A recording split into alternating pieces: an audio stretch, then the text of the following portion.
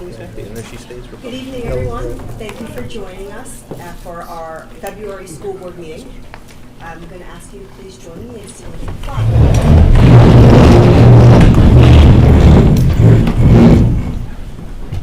I pledge allegiance to the flag of the United States of America and to the republic for which it stands, one nation, under God, indivisible, with liberty and justice for all.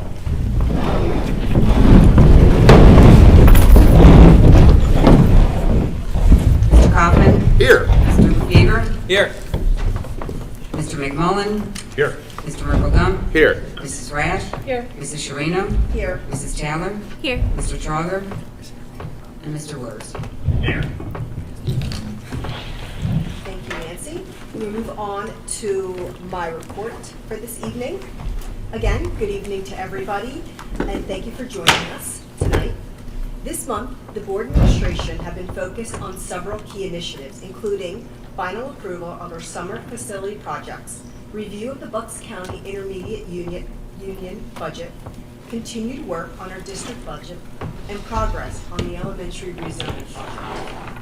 Regarding the IU, I would like to thank Dr. Holler for presenting the 2026-2027 program services and instructional materials and research services budget at our last Finance Committee meeting.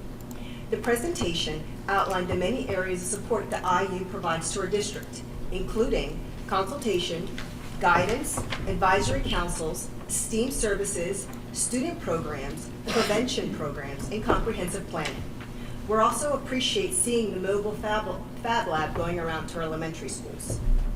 Our administration continues to devote significant time to budget development, carefully balancing the needs of students and staff and fiscal responsibility. Personnel is reviewing staff across all departments to support long-term workforce planning with a focus on maintaining strong programming while improving efficiencies.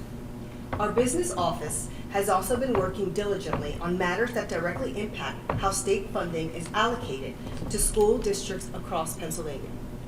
I would like to extend a sincere thank you to Ms. Karen Gossert, Ms. Jen Soder, and Ms. Faith Gonet for their direct impact on making this successful for our district. I would also like to briefly address the elementary rezoning project, which Dr. Palmer will discuss in more detail. Thank you to all the parents and to all the guardians who have provided such insightful feedback. Our administration is carefully reviewing all of your responses, and our FAQ document is being updated accordingly. Please note that at this moment, no decisions have been made. We understand that there are many questions, and we are committed to transparency throughout this process. We recognize that these changes will impact our students and their families, and we will continue to be thoughtful in the process and communicate clearly what the next steps are and the reasoning behind all of our decisions. Earlier this month, I had the honor of attending the Skills USA District 11 competition. Our Penridge students earned 21 medals. Their success reflects their hard work, the dedication of their instructors, and the strength of our program that connects students to meaningful, career-focused learning experiences. I know several of our Skills USA students are joining us this evening to be formally recognized. Congratulations to you all. I'd also like to share an exciting and unique opportunity Penridge is lucky to have found, and after tonight will hopefully be implemented. I'm referring to a partnership with the STEM Plus M, a Navy-funded initiative focused on expanding middle school STEM and manufacturing education. If approved tonight, we will become one of only 4 participating districts in Pennsylvania to have it. The STEM Plus M program aligns closely with our district's priorities for hands-on, future-ready learning. It is fully aligned with the Pennsylvania STEEL standards and is designed to replace our current 7th grade STEM program when complementing our 8th grade STEM program. STEM Plus M includes a fully equipped instructional lab, complete curriculum, learning management system, and professional development for staff. Students would engage in engineering, manufacturing technology like 3D printing, robotics, material science, and career exploration. The total value of the STEM Plus M program is approximately $1.5 million, which will be provided at virtually no cost to the district, which is pretty amazing. This is a unique opportunity to expand meaningful, future-ready learning for our students, and we're excited to bring this to our district after tonight's vote. Finally, I would like to celebrate the accomplishments of some of our amazing art students. Congratulations to the 11 Penridge High School students whose artwork is displayed at Sellersville Borough Hall this month. We also commend the students recognized in the Scholastic Art and Writing Awards, those selected for the Touch the Future Art Show, and our Sellersville Elementary students whose artwork is on display at our local representative's office. We are incredibly proud to see your talents showcased not only in our schools, but also in our community. That concludes my report for this evening. Thank you. We will move on to our superintendent's report, Dr. Barrios. Thank you, Madam President. I would like to first acknowledge our operation and transportation teams that helped with snow removal. So if any of you are here, could you please come forward?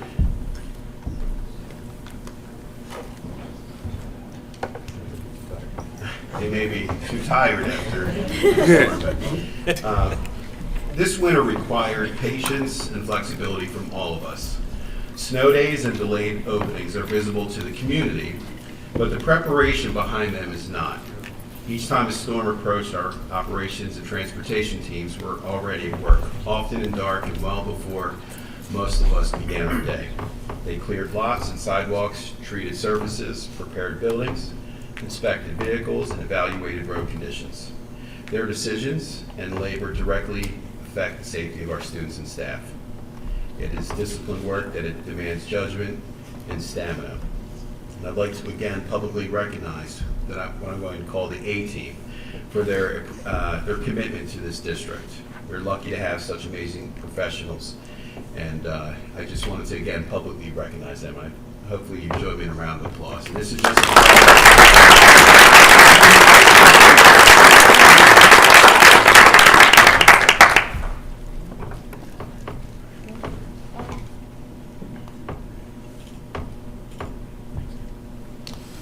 Thank you very much.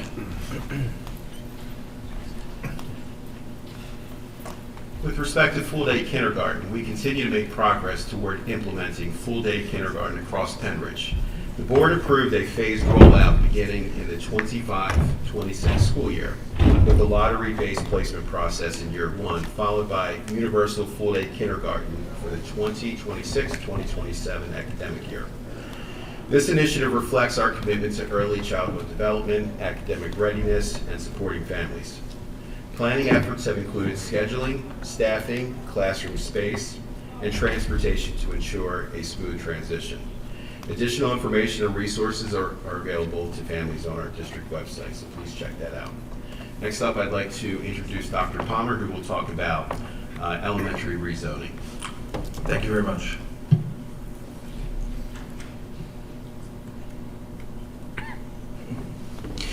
I would like to start by thanking all the people who have been reaching out, completing surveys, sending emails, phone calls. I've had a chance to speak to a lot of families, and I have learned that people absolutely love their elementary school, which fills my heart with joy. To date, we've received more than 190 responses to our survey, along with emails, phone calls, other comments that we've received, and we're going to be reviewing each one very carefully. Our FAQ document continues to be updated to reflect common questions and concerns that we're getting from families.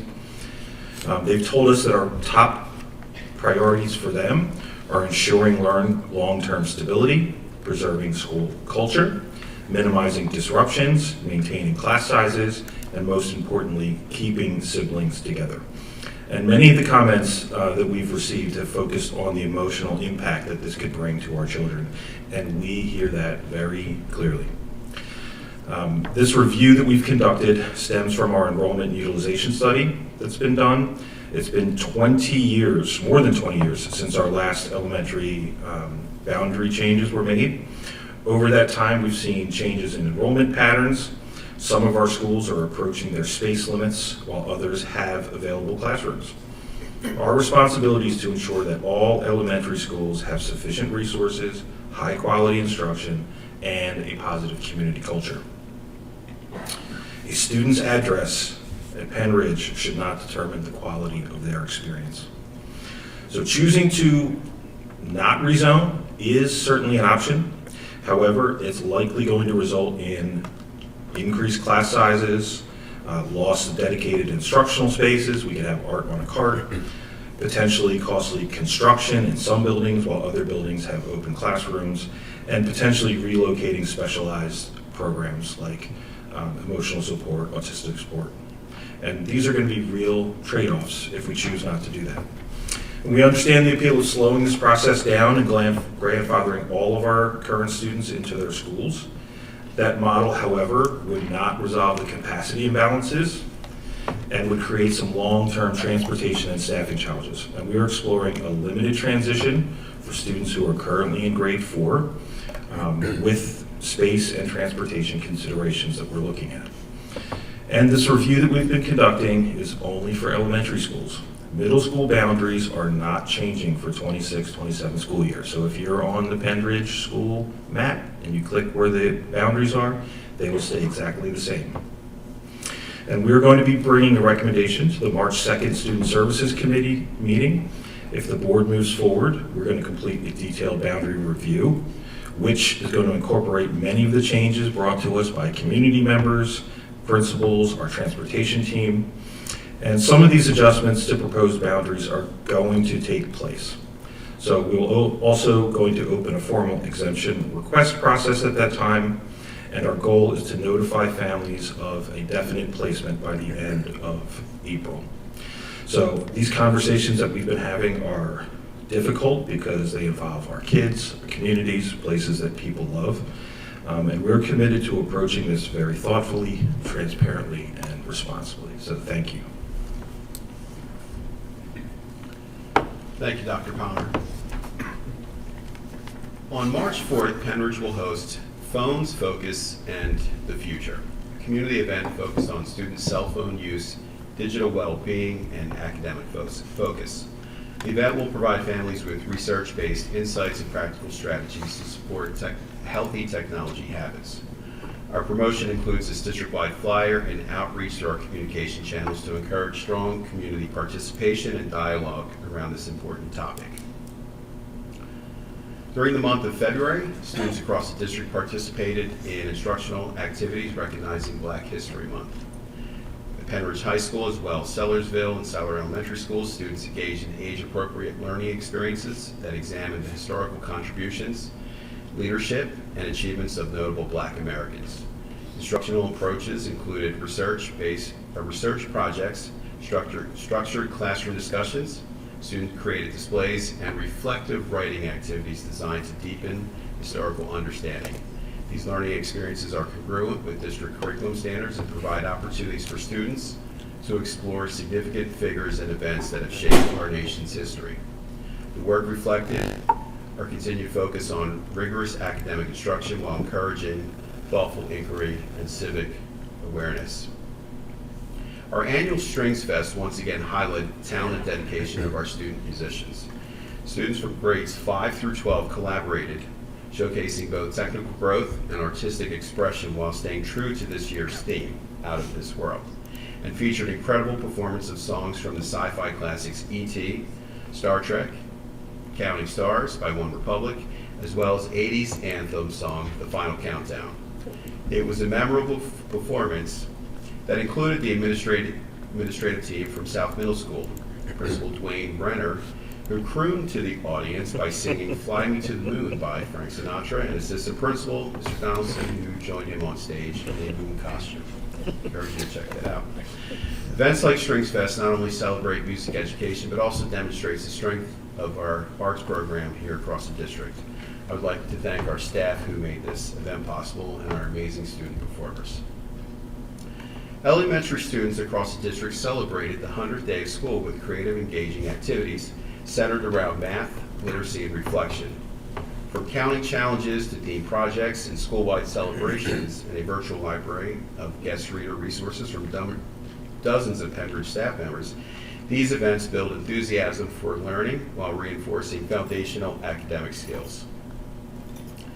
We are especially proud of Brianna Kant of Penridge High School and Parissa Kant of Central Middle School. If you could please come forward for this remarkable achievement.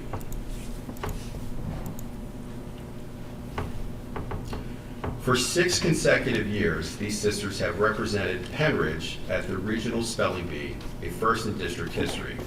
Competing at this level requires exceptional preparation, focus, and composure as students spell complex words under significant pressure. Their sustained success reflects their dedication, perseverance, and strong academic support provided by our schools. We are honored to welcome both the Cunt sisters here tonight, and we are very, very proud of you. And I think Mom and Dad are here. Welcome. So if you could just pose for a photograph, Mr. Ketty, I don't know if you would like to join students here, but we're.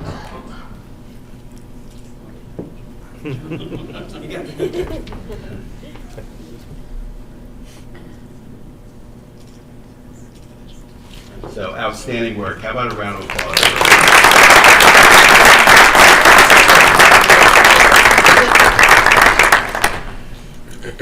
Speaking of firsts, Penridge High School continues its tradition of academic excellence with 5 students earning National Merit Finalist distinction, which is the most in our school's history. Aileen Great, when you hear your name, please come forward. Daniel Kim, Ethan Lugenbuehl, Ananya Bott, and Lexi Steen are joining us tonight to be celebrated and recognized as some of the highest achieving students nationwide based on their academic performance and PSAT scores. Their achievement is a testament to their hard work, their family support, and the rigorous educational opportunities available at Penridge. We welcome these students back to the meeting tonight to be recognized. But this is the most in our school's history. Although there are 4 students here, there's 1 missing. So Mr. Ketty was not a national. That is true.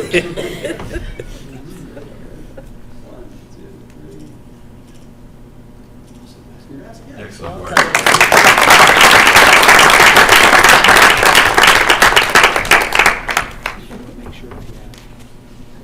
These accomplishments, from early childhood expansion to academic distinction, from the arts to community engagement, reflect the strength of our students, staff, and families.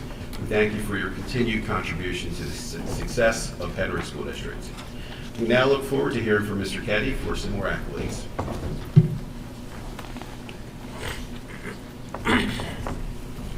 Thank you very much, Dr. Barrios.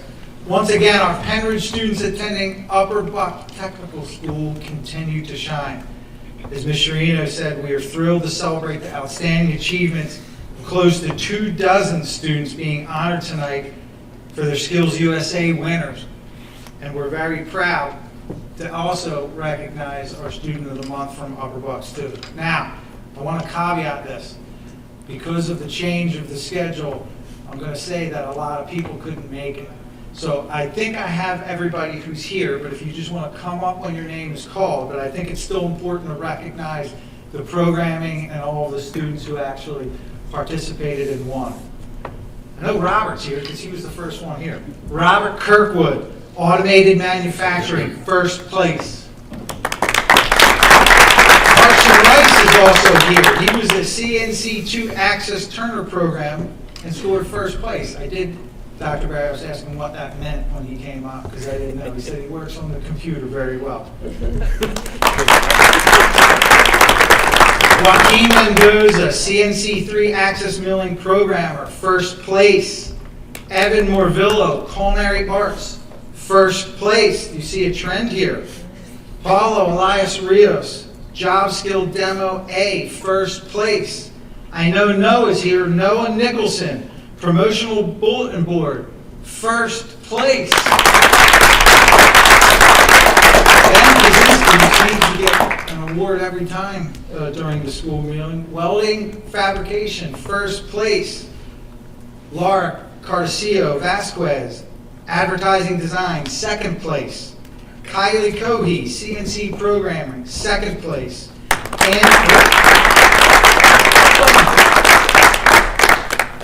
Angela LeBoy Vasquez, Culinary Arts, second place.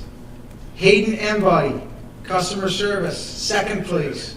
Jordan Oswald, Graphic Communications, second place. Abigail Homolka, Health Knowledge Bowl, Team of 4, second place.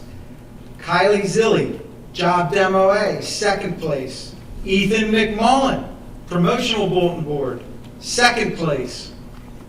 Jaden Romano, promotional bulletin board, 2nd place. James Zolan, teamwork, team of 4, 2nd place. The list keeps going, guys. Jason Sparks, teamwork, 2nd place. Hunter Abel, welding, 2nd place. Madison Buckman, baking and pastry arts, 3rd place. Alexis Lewis, customer service, 3rd place. Jonah Baps, it's a tough word. Extemporaneous speech, 3rd place.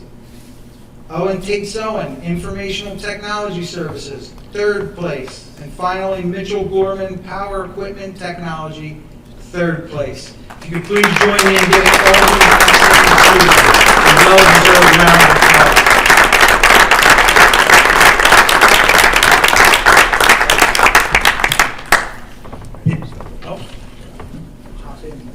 Yeah, while they're taking their picture, just go continue. Go ahead. I just want to reiterate the what it takes to get to this point with Skills USA. Having been both a regional judge and a state judge, these kids put in a ton of hours, and they work, I mean, extremely hard. They're dedicated to their crafts. They do a lot to get to this point, and when you're there for 4 hours and you have to do something and the world's watching you, it's a lot of pressure. So I just want to congratulate you guys because it's a big achievement to get to this point. Another round of applause, guys. Thank you very much. Is Crystal Torres here?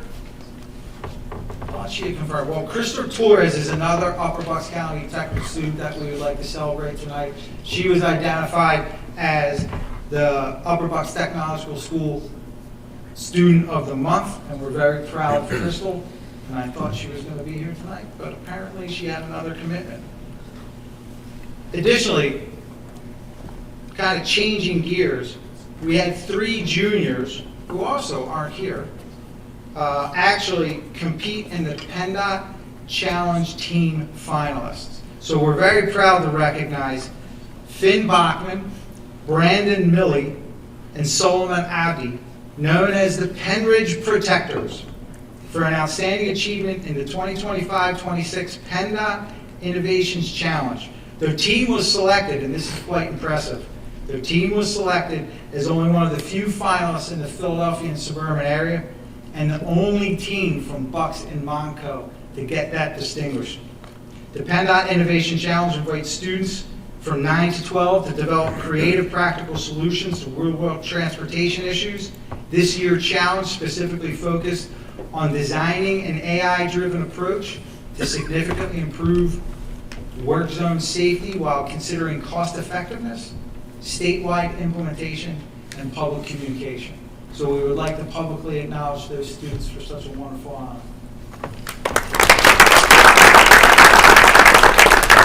Finally, as our club spotlight, and they are definitely here, I would like to recognize the members of our Black Student Union. I'd like to invite Mrs. Joanne Shepard, the club's advisor, along with Jada, Mason, Aria, and Jasmine to come up, and they're going to come forward and share a little bit more about their work and the events they lead here at Penridge High School. Guys, come on up. Are you all going to speak? All right, there you go. My name is Aria, and we're here to represent Black Student Union Club, what we do and our goals for the club. We're here to create a safe space for students of color to share experiences, past or present, to help others know they're not alone in these experiences or feelings. We also have fun and create friendships within our school community. Every meeting we have an educational PowerPoint on the Black history of the day to highlight African American trailblazers. We hope to grow our club and help students speak through difficult situations they may experience at Penridge.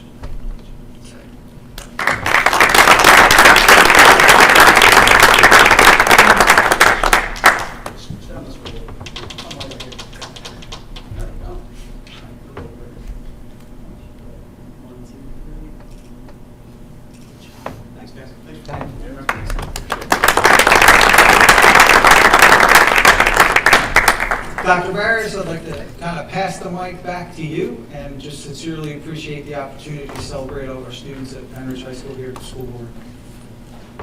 Thank you very much, Mr. Keddy. And Ms. Sharina, that concludes the superintendent's report. Thank you very much, Dr. Barrios. Next, we'll hear from our student liaison, Zoe. Thank you. So today we just finished up our Share the Love food drive throughout Penridge School District with Rampacks. We partnered with Rampacks to help provide students food over the weekends that might not have access to it in the Penridge School District. So just this afternoon, I dropped off donations from the high schools and one of the middle schools at the Rampacks. And there was a ton of donations from all across Penridge School District and community there. So that was great to see. In January, we hosted our winter celebration or pep rally at the high school just to wrap up the second quarter and recognize our winter sports, which went over very well with students. And then after weeks of lead-up videos about sharing why acceptance was important in Penridge, we reached the peak of our No Place for Hate program with our assemblies last Friday. This program was a natural extension of the positive attitude of Penridge High School and the previous kindness student-led assemblies we had hosted in the past couple of years. So students were given the choice to take the pledge to make Penridge no place for hate, and a community where acceptance, respect, and empathy were valued, emphasized, and displayed. The program was student-led, with student clubs sharing how they believed Penridge could be a place for no hate and acceptance, empathy, and kindness. And it was really pushed that we wanted to make sure that everyone in Penridge has a place, and several clubs presented their individual impact on the community and then how they were helping Penridge be this place for acceptance and community. And then last Wednesday, as a representative of Penridge High School with the Bucks IU Student Forum Group, I was given the opportunity to attend the Teen Talk conference hosted by the Attorney General's office. This year, the talk was focused on the mental health effects of social media and AI in the modern world. The talk emphasized open discussion and real-world solutions to social media addictions and AI dependency in teens. We discussed possible legislative actions and school programs to help combat these issues. And then we also discussed the possible forthcoming ban of phones in PA schools, which I personally think will be a help to instruction. So any students that are watching this probably coming the next couple of years. But I think it was great because it gave us as teenagers really this open discussion of some way how we could feel that what we were thinking and what we were seeing on social media was going to be implemented in the real world in a way that could help us. And then that's all for tonight. We are looking forward to our Green and White Night. We hope to host later in April before spring break at the high school, but more information come on that. Thank you. Thank you, Zoe. Next up is public comment. According to Policy 903, public comment on matters of concern, official action, or deliberation is limited to 3 minutes and should be directed to the entire school board following the announcement of your name and municipality.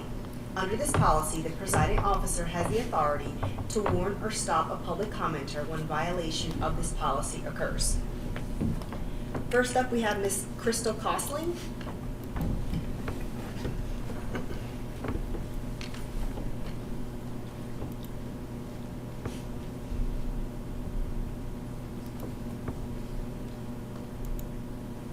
Good evening.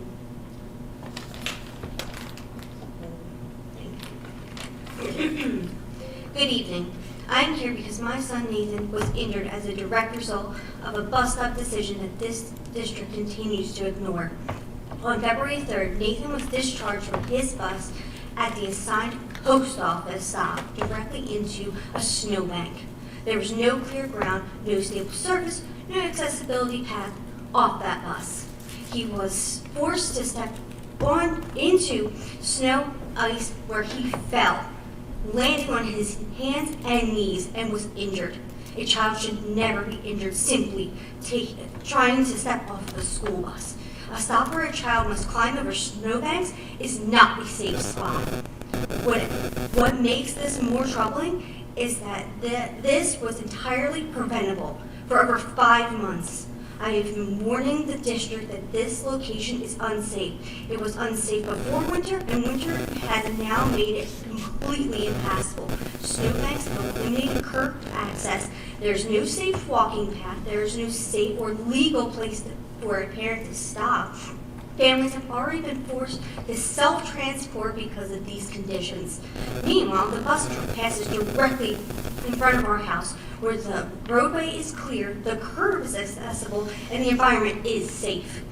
Nathan sat in this room on February 2nd and cried as I spoke on his behalf because he's afraid of this stop. His fear was real. The very next day, he was hurt. Since December 4th, there has been no communication from the board addressing these ongoing safety concerns. Silence in the face of repeated warning and now documented injury is deeply concerning. The bus camera footage will show exactly what happened. I'm formally requesting that it is preserved and reviewed. In October, the district stated the stop would only be reconsidered if new information arose. An injury is new safety information. Ongoing hazards are new safety information. A child expressing fear for his safety should meet new standards. Tonight, I'm asking the board to act. Return Nathan's stop back to our home where it's safe, accessible, and ready, and already existing on this route. This is not about convenience. This is about safety, and it should not take a child being hurt. It should be taken seriously. Thank you. All right, next up is Ms. Tara Berkey.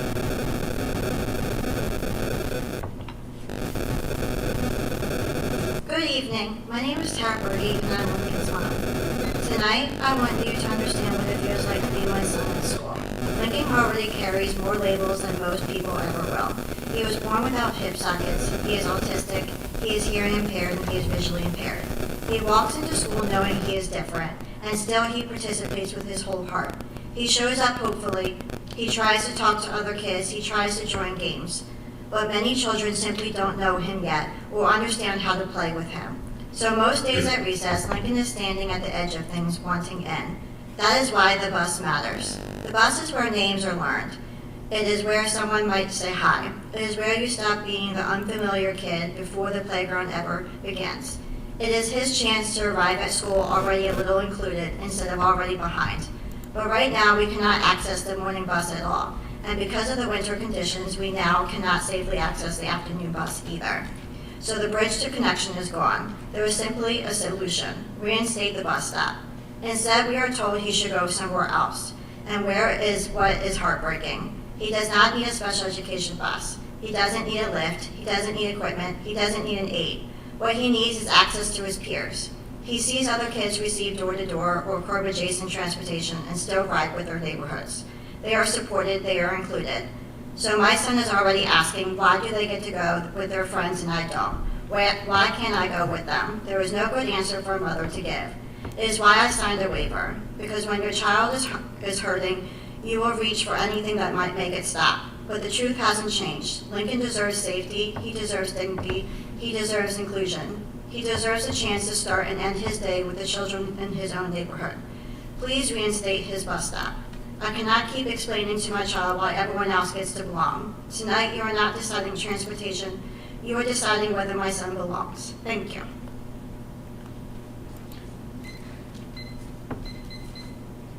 Next up is Ms. Nicole Solano.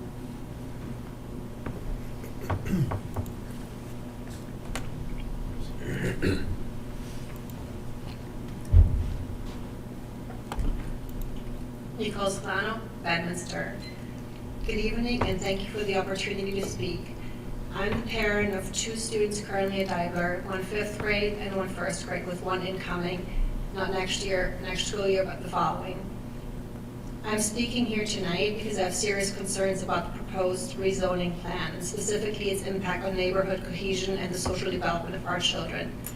I understand that rezoning decisions are complex. I'm not unvalidating that. I understand enrollment numbers, capacity, and long-term planning. They all matter. But what cannot be reduced to a spreadsheet is the human cost of separating children who have grown up together, learned together, and built meaningful, full friendships over many years, especially as they came out of COVID. I want us all to just think about what those kids went through. My 5th grader went to kindergarten virtually. He didn't attend school the first half of 1st grade. It was incredibly hard for him. My 1st grader, the world shut down a week after his 1st birthday. So those kids have been through a lot. So they built meaningful friendships over many years after the world kind of opened up again. And our neighborhood is a unique case too. We're one community, yet we're divided into east and west sections. Under the current proposal, children who just live minutes apart, who ride bikes together, play sports together, attend birthday parties together, could be assigned to different schools. That means walking out your front door and seeing your best friend, but no longer sharing the same classroom, the same teachers, or the same school experiences. For young children specifically, stability matters. Research consistently shows that strong peer relationships support emotional regulation, confidence, and academic engagement. When children feel socially secure, they perform better academically, and when we disrupt those bonds unnecessarily, we introduce stress and instability at a developmental stage where belonging is foundational. I'm particularly concerned about the impact on Deibler. From what we've seen in the scenarios, Deibler families appear to disproportionately affected, with significant reshuffling of students who have been together for years. These are not just classmates, they are teammates, neighbors, and long-standing friends. We risk fragmenting an established community. Especially, we say it takes a village to raise children, but especially in the case of Bedminster Hunt, we're taking this village apart. We car ride together. We pick our children up. If you take this community apart, you're making a really big impact on the community. Can we rebuild this? Sure, but we're doing it at the expense of our children. And as far as, with 10 seconds left, I understand models, I understand modeling, but with so many new buildings and homes being built, it's impossible to understand what the demographics will look like. Thank you. Up next is Dawn Curran.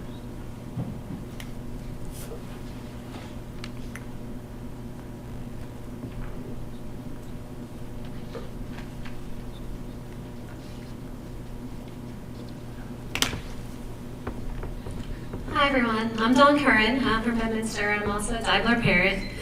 First, I wanted to say thank you so much for Strings Fest last week. My daughter had so much fun participating. The show was awesome. I appreciated all the extra ways the organizers went above and beyond.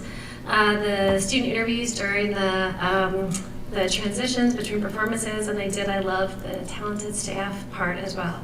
Thanks to everybody who made it happen, especially Mrs. DeVasto and my girls' orchestra teacher, Ms. Gibney. But what brought me out here tonight is to talk about rezoning. I emailed you all a week or so ago, and I really appreciate the thorough and thoughtful response I received from Dr. Palmer. Thank you. Tonight I just want to reiterate my concerns and ask again that you, one, please prioritize displacing as few students as possible, and two, reconsider the redistricting lines for Deibler because they divide neighborhoods and cause significant disruption. Even though Deibler is not a crowded school, the currently drawn maps have students being moved out of Deibler on two sides. My family and neighbors to Bedminster, and families in another area being moved to West Rock Hill. At the same time, a different subset of families are being moved from West Rock Hill and Bedminster into Deibler. While I understand there's considerations like transportation and balancing grade levels, it still feels a bit like musical chairs and certainly disruptive to a larger group of families and children. Also, from a ground level view, both maps split Deibler neighborhoods. One proposed map even splits my children's bus stop in two. Our neighborhood is connected by walking and biking paths and common playgrounds and athletic courts. We trick or treat and carpool together. I ask that you limit the disruption to the community and make an effort to keep neighborhoods together as well. I know you have tough choices to make to fix problems created by previous boards who passed the buck while attendance maps grew unbalanced. Now, though, there are options moving forward. One message I've gotten from this school board loud and clear is that you want to inform the community and hear from us. I appreciate that very much. That's why I'm here, also because my daughter, who loves her school, asked me to be. We know at the end of the day we may end up changing schools and we'll have to accept it and move forward, but we do want to speak to the human impact of redistricting. In all the numbers shared on the website, none show the number of students being displaced in each scenario. I imagine you have this information, and I ask you to give it significant weight. To children, schools are like extended family, especially the good schools, and Deibler is a great school. So please consider that a less perfect map, according to projected numbers, can still be a win if it disrupts fewer children and families. Thank you for your consideration. Thank you for all of the commenters this evening. Moving along, we will be moving on to our consent calendar. Motion to approve the consent calendar A through I. Second. All those in favor? Aye. Oh, I'm sorry. Questions or comments? I'm so sorry about that. Questions or comments? All right. All those in favor? Aye. All those against? Aye. Perfect. Motion passes. Moving right along, we will go to committee reports of curriculum with Mr. Merkel-Gump. Thank you very much. This month's curriculum committee meeting, we discussed the exploration of moving towards departmentalization in grades 4 and 5, which could potentially reduce the costs of instructional materials while increasing teacher instructional specialization if it moves forward. We received an overview of the upcoming STEM Plus M program, partnering with the U.S. Navy, which could improve Penridge's existing STEM instruction and leads to a potential $1.5 million investment in instructional equipment and curriculum. Finally, we discussed plans through the curriculum department to improve instructional outcomes for Penridge students through professional learning opportunities to help teachers and administrators meet the needs of all learners in front of them. We have 2 items before us for approval tonight. Item A, Mystery Science Pack purchase for grades 3 through 5, and item B, the STEM Plus M partnership for grade 7. And I move to vote on those items. Second. Questions or comments? All those in favor? Aye. All those against? Motion passes. The next curriculum committee meeting is scheduled for Monday, March 2nd. Thank you so much, Mr. Merkel-Gump. I, for one, am very excited about the STEM Plus M program. So Me too. next up is facilities with Mr. Kaufman. So the Facilities Committee meeting was held on February 9th. We had a discussion about the bid for Central Middle School's roofing project. And we were presented with an option that we'll be voting on tonight.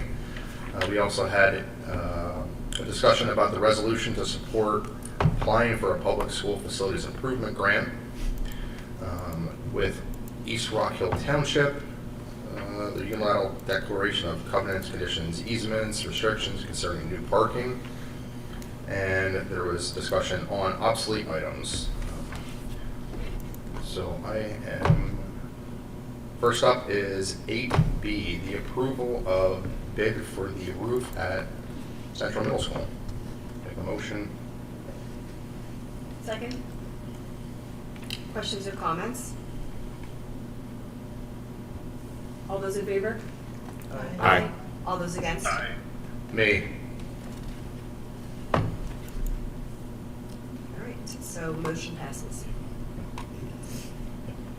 Next up is 8C, the approval of the resolution in support of applying for a public school facility improvement grant from the Commonwealth Financing Authority to be used for Penrose School District boiler replacement at Central Middle School. Motion?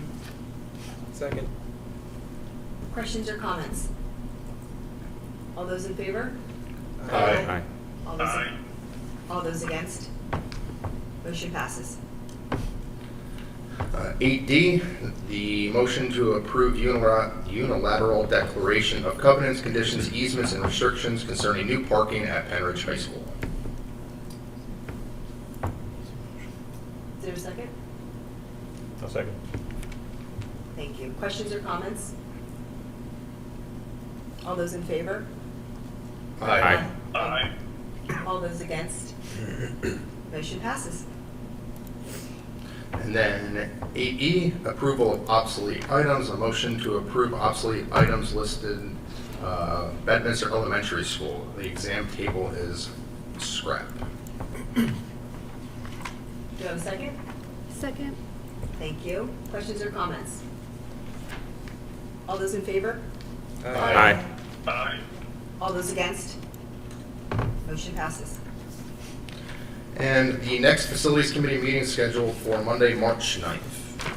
Thank you so much, Mr. Kaufman. Up next is Finance with Mr. McMullen. Good evening, everyone. The last Finance Committee meeting was held on February 9th. There were several discussions going on, as well as motions to approve. I'll go through them one at a time here. 9B would be the approval of the Bucks County Intermediate Unit budget for 26-27, the Program and Services and Instructional Materials and Research Services budget in the amount of $2,158,802. A second. Questions or comments? All those in favor? Aye. Aye. All those against? Motion passes. Thank you. 9B is going to be the approval of the approval of contracts. It's motion to approve contracts A through L as listed below.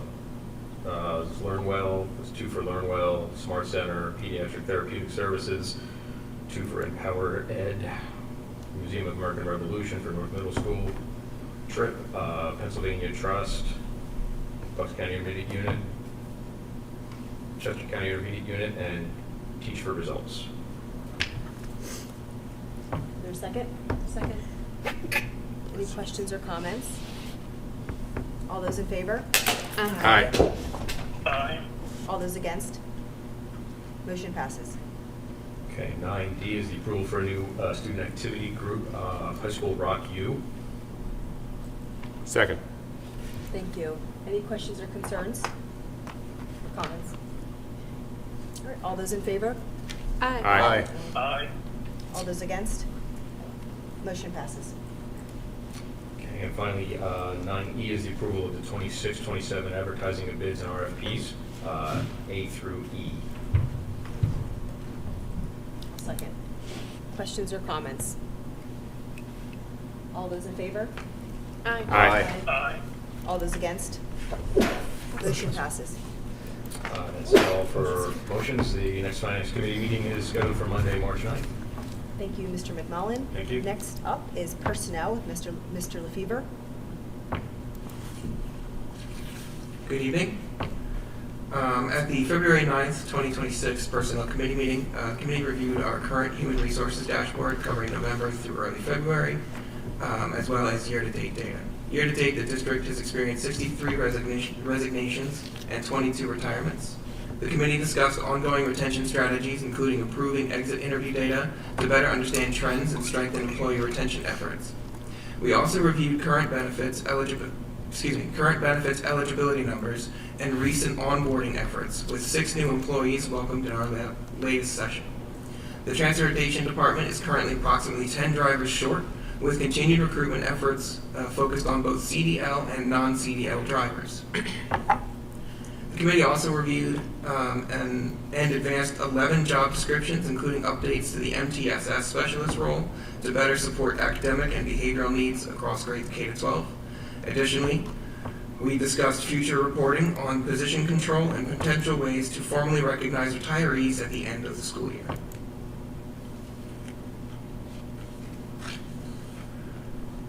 First item is 10B, approval of job descriptions.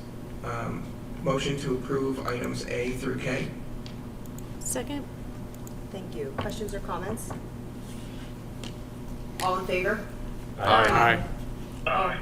All against? Motion passes. That's it. That's a short one. So next Personnel Committee meeting is scheduled for Monday, March 9th, 2026. Thank you, Mr. LaFever. Next up is Policy with Mrs. Taylor. Good evening. The Policy Committee met on February 3rd. Primarily, we had some first reading policies. Policy 204, attendance, 218, weapons, 805.1 and 805.2 relating to relations with law enforcement agencies and school security personnel. And then we discussed our first ever implementation of a generative artificial intelligence in education policy, something we need to be considering these days. I really appreciated the conversation that the committee had around these policies.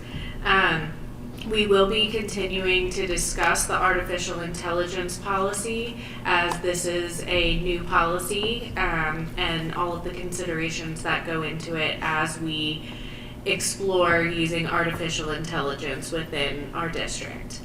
And then we had a second reading on policy 249, bullying and cyberbullying. So first, I'd like to make a motion to approve the first reading of the aforementioned policies A through E. Second.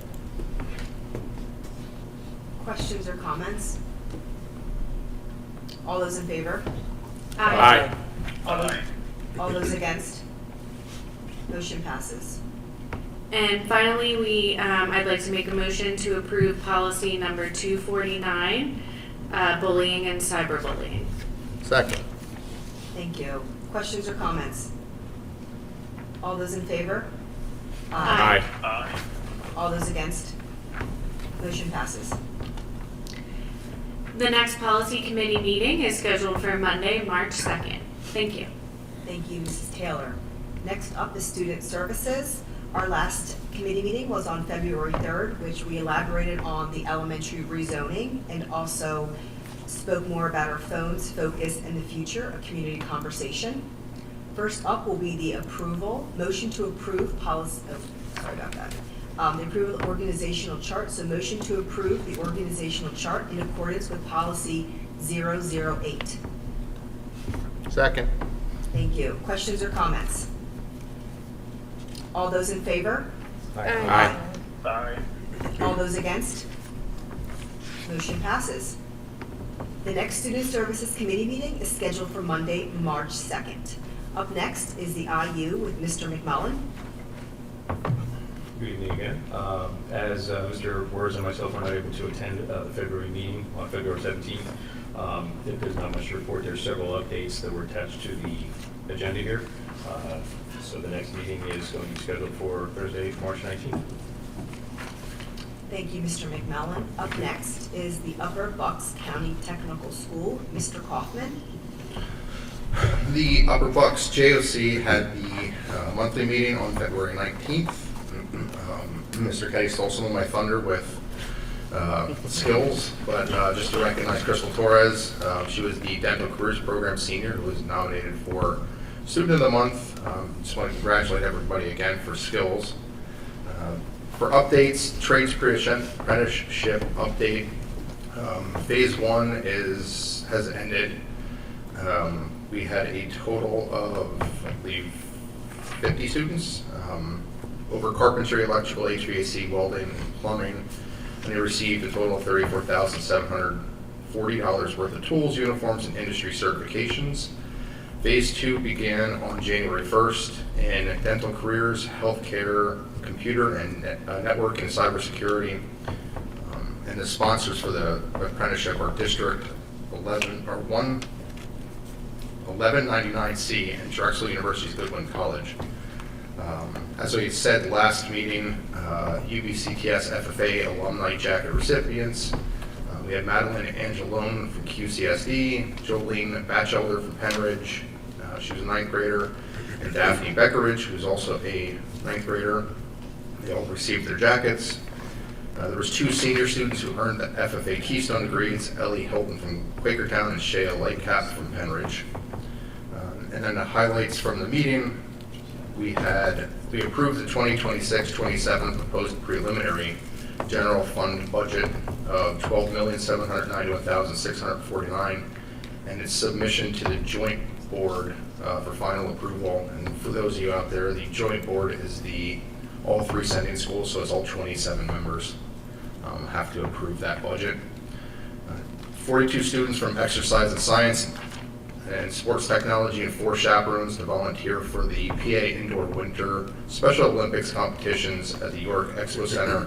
That was approved for a total of $12,660 with donations being raised. The 12th amendment to the Articles of Agreement was approved and submitted to the joint board. And a memorandum of understanding with Bucks County Correctional Facility for a job shadowing internship for students in law enforcement was also approved. The enrollment is currently open. It opened on January 7th, 2026, and applications are still being accepted. Currently, there's a total of 904 students enrolled at the school, with 107 students on co-op. Penridge currently has 398 students, and 42 are currently on co-op. And that was the meeting. So the next JOC meeting is scheduled for Thursday, March 19th. Thank you for that, Mr. Kaufman. Up next is old business. Board have any old business? All right, how about discussion of new business? I have one, but it's not really business. Just to remind the community about the high school musical coming up in March. It'll be before our next board meeting, so this is our last chance to remind everyone Once Upon a Mattress will be playing from March 19th to the 22nd. And they're incredible programs, so I highly encourage you to go. When tickets go on sale? I think they might already be on sale. I don't know. Ticket information coming soon. Yes. So not yet. Not yet, no. And we're also looking at, I know the middle schools are having their performances, so that's something I know Central's having Seussical. Tickets are on sale. They're starting, they start next Friday, and then the other middle schools are, so I would encourage you guys. It's really great performances. I believe North is doing Frozen, Frozen. I believe. So just North check them had out. Frozen last weekend, or 2 weekends ago, so North finished theirs. South is upcoming, I think, March 14th. Okay, thank you. Thank you, Leah. You're good. All right, up next is public comment, and we do not have any public comment for the second part, and we're up for announcements. An executive session was held on February 3rd, 2026, to discuss personnel matters under Section 708A18. The school board also met on February 9th, 2026, for an information session under Section 707B regarding an anti-bullying initiative and a new potential approach to contracting. Lastly, an executive session was also held prior to tonight's meeting to discuss personnel matters under Section 708A1, in real estate under Section 708A3. The next school board meeting is scheduled on Monday, March 23rd. This concludes our meeting. Thank you again for everyone who attended and for anyone who is listening. Have a good night and